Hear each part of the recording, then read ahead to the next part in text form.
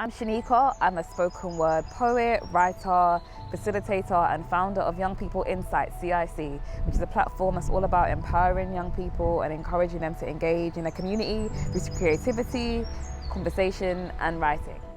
So I'm a judge for the first time this year in a competition called Healing Words, which is now an annual poetry competition put on by the Advocacy Project, which I think is really, really, really amazing.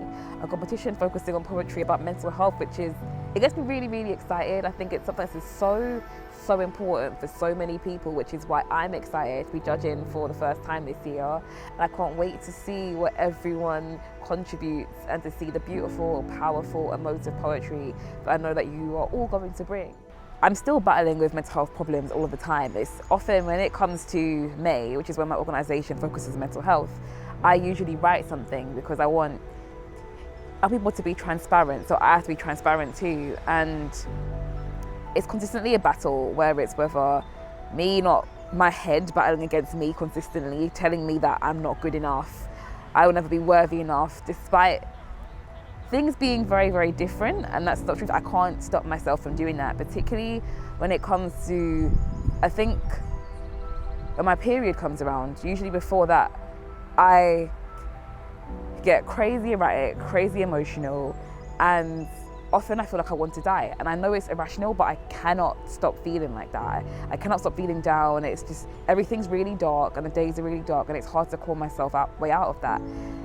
But my main thing for me has been struggling with self-harm. And even though I wouldn't say I've done it for a little bit, but then I say that and I could be lying, because even though I don't cut which my way of doing things, it's done little things where if I'm struggling sometimes, I will dig my nails into myself, or I will scratch myself, or things like that, where people can't really see it, but it is still me hurting myself. So I am still dealing with it and struggling with that battle and realizing that it's something that I will always be battling with because it's always there in the back of my mind.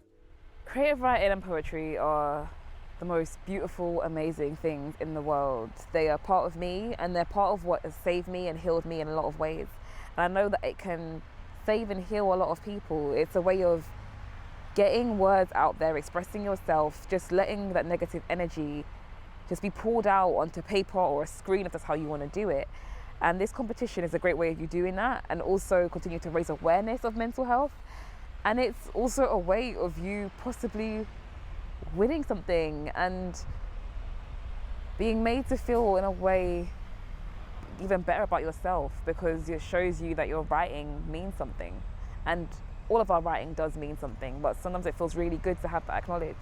Often with me is, if it's a struggle or I need to get something out, I'll turn to the paper and I'll write and I'll leave everything on the page. Because often with me as well, I'm not great with talking about things. I don't really like it, I struggle with it. And writing is my way of just it being there. And also when I perform a poem, people see that I've left it all on the stage. You've seen it, you don't have to ask me about it now because it's all there.